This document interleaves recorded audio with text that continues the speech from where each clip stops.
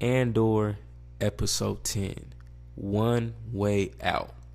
The best episode of Andor to date. By the end of this video, you will know why that statement is factual.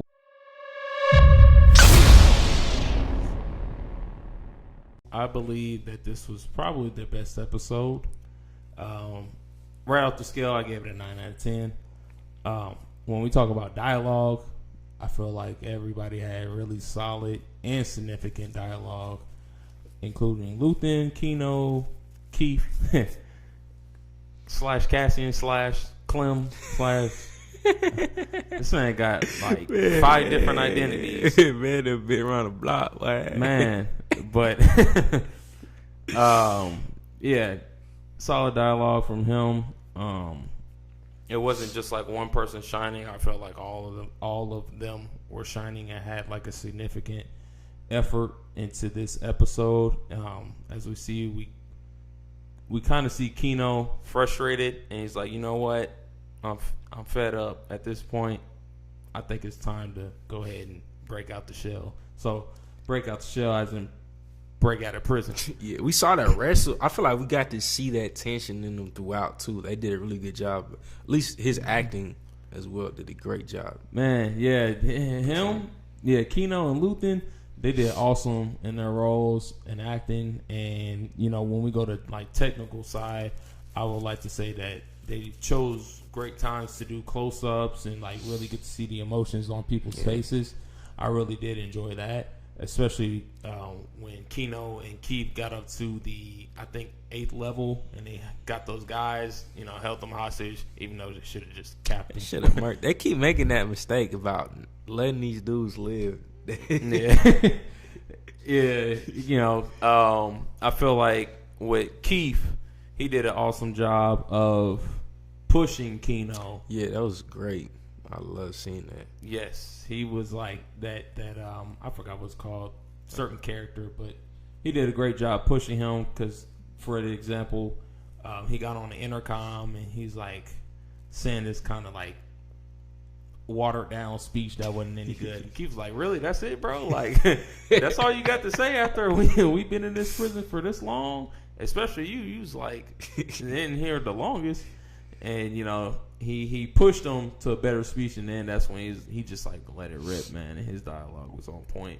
And he was really, like, speaking to the prisoners in there,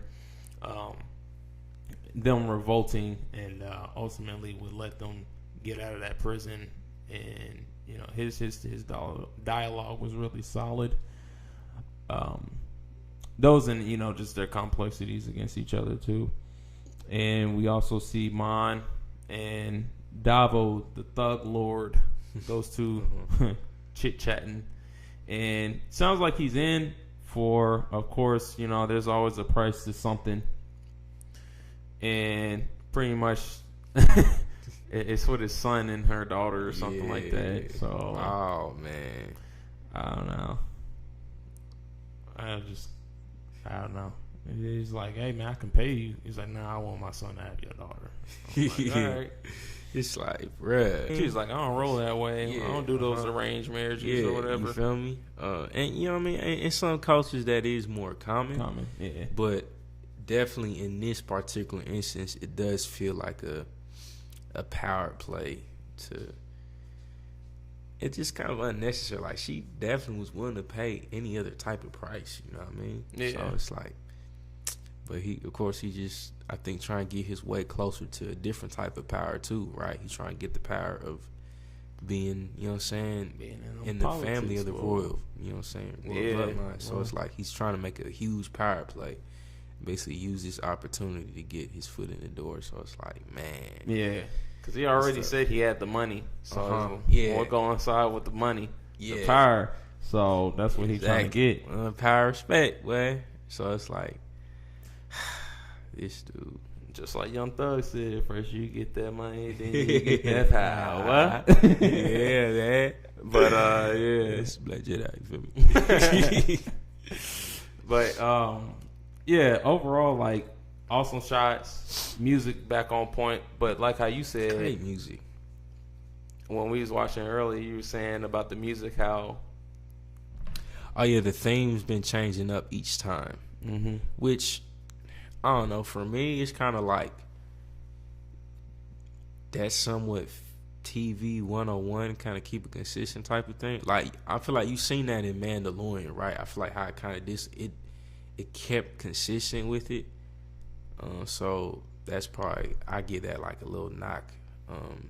Yeah, it's probably wasn't. I wouldn't say it's the best move to switch it up each time, but that's just my personal opinion. Okay, yeah, I feel that. Yeah, great shots. Of course, they all get broken out of the prison. Going back on this, and then Keno's like, I can't swim, bro. That killed me, bro. It's like, no, you better learn today, right? You know what I mean? You better figure it out. They gonna come get you, bro. You better find a friend, then, you know what I mean? It's just like, come on, bro. Right? Like, you don't need doggy paddle to the shore. Something. Yeah, you know what I mean? Find out, you know what I mean? So that's probably, but other than that, right? Yeah. For sure, it's amazing. Like, I don't know. I don't stress enough. I feel like the writing they gave Luthen in the scene with him and Lonnie is just powerful. You know what I mean? Like, the lines. Anytime he's gotten a monologue or any type of interactions, I feel like they've really given him top tier treatment, with his script. And then I feel like he delivers each time, too, to bring the right I mean, just bring the right amount. I don't feel like he overdoes it either. Yeah. I feel like it's real easy to kind of overdo moments like that, but I feel like he lets each line sink in too. As an actor, he's really, I don't know, invested in his character. And I don't know, just that scene. It's some line he wrote that I wrote down. Some line he said I wrote down. He said, I've shared my dreams with ghosts. I made my mind a sunless space. I burned my life to make a sunrise I'll never see. Dang, kid. Whoa. He said, what do I sacrifice? Everything. That boy Lottie had nuts after that. Man. Boy. It's just like, so man, you're gonna continue to keep doing this work that I asked you to do. Yeah, you know what I'm saying? You really question them, like, bro, what did you sacrifice? Like, you sacrificed everything, like I said. What did it cost me? Everything. The boy Thanos, that boy, you feel me? Man.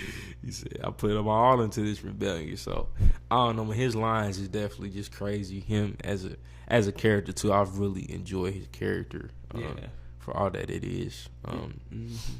Yeah, I enjoyed the scene too where like Lonnie was in the elevator, just like that was real tense. Up. Yeah, that was like, dope. I agree. I thought that was a really great shot or sequence. Just him just like rising as they're going back and forth about it, and then finally meeting Axis or / Luthen. Axis Luthen. Then just like them detailing things on about Krieger's men. Who should they sacrifice? Krieger's men or Lonnie, and probably gonna be Krieger's men. I don't know. Yeah, I could be wrong. Maybe it's not. Maybe Lonnie's like, you know what? It's time for me to go. Who knows? But kind of like that Batman scene where they have the prisoners, and then like the city people, like who they gonna save because they both had like bombs on the ship. Yeah, so it's kind of like that vibe. It's like who they gonna kill off.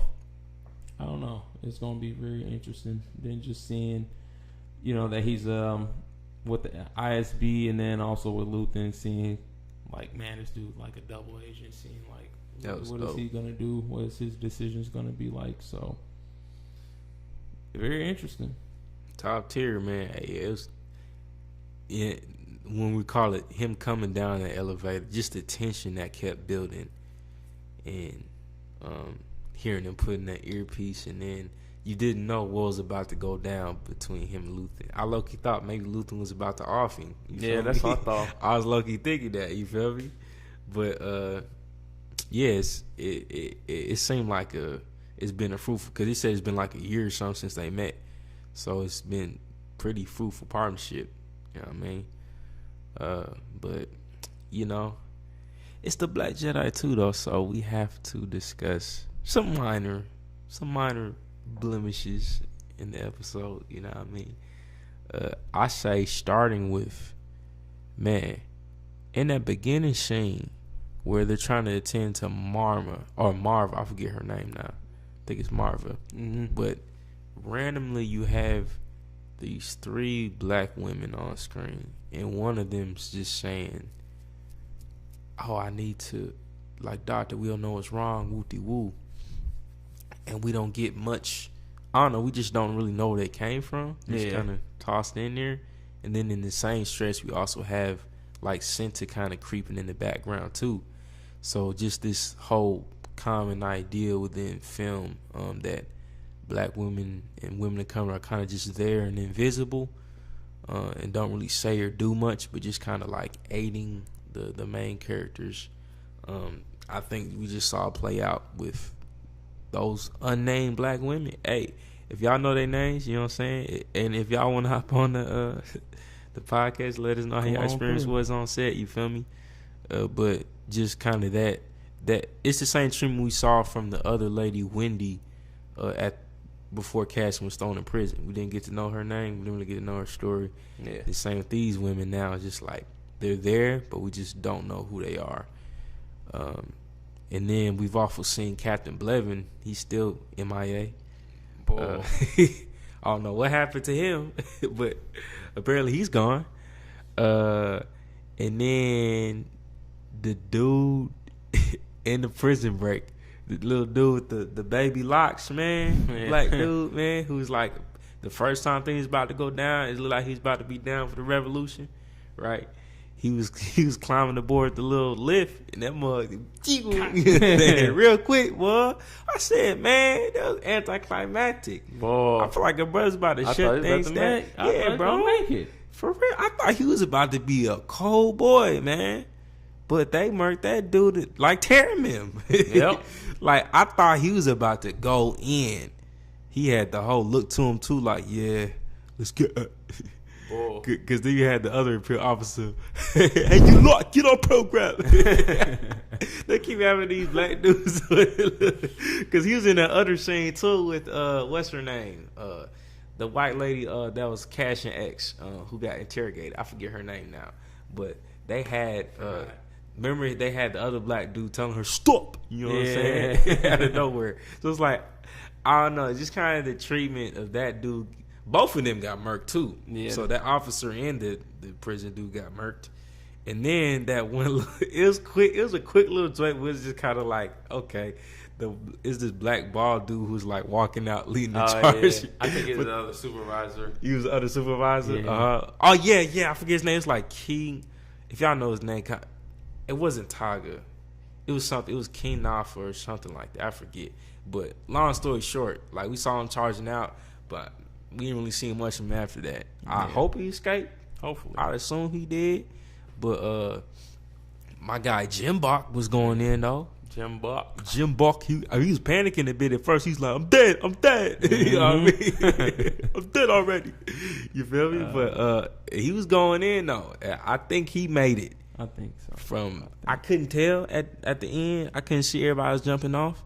But Jim Bach, he was moving with that thing. He had that thing on him. Oh yeah, he was. He was. You know what I'm saying? So that's probably the only like minor blemishes. If I go back and if I was on set with them, like, hey, let's let my guy with the baby locks survive a little bit longer, and maybe just give these black women some names. Yeah, you know what I mean? Put some names to the faces.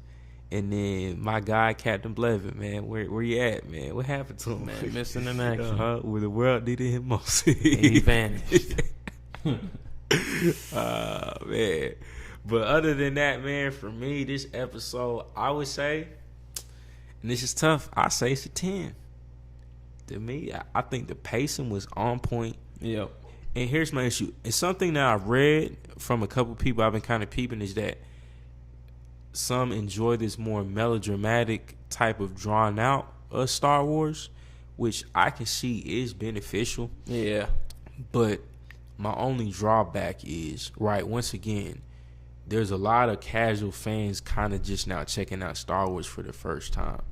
So I think a lot of the episodes that they have could be condensed, and I feel like this episode should have happened like 1 or 2 episodes before, in my opinion. Yeah. Like, I think we did not need as much storytelling that it took to ramp up to this point in time. I think we could have definitely gotten to this point a little bit earlier. Because to me, the trend has been, it's been like 1 or 2 filler type episodes and then like a solid episode. And so I'm hoping it doesn't happen again with like ramps back down with the next episode. Hopefully they end it with a bang, is my hope.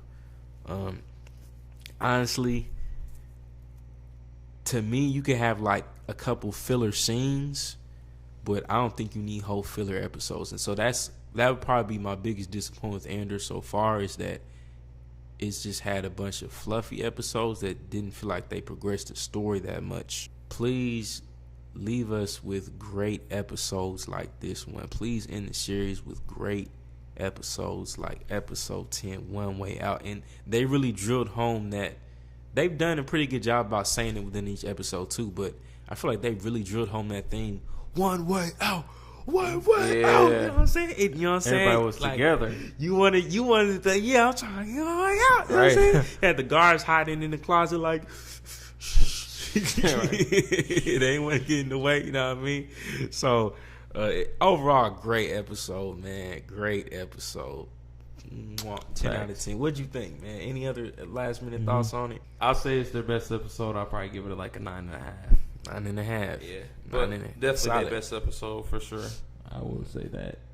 Be interesting how they tie in everything and how they end everything. I don't know if it's going to be a cliffhanger or if it's just going to be like, solid, logical ending. So see how everything goes, though. Make sure you like this video, subscribe to the channel, and comment below, is this the best Andor episode? We definitely think so. If you don't, you might be tripping, but we love to hear from you anyways, you know what I mean? Once again, this is the Black Jedi. I'm Rome. This is KJ. And even in the light, there is darkness.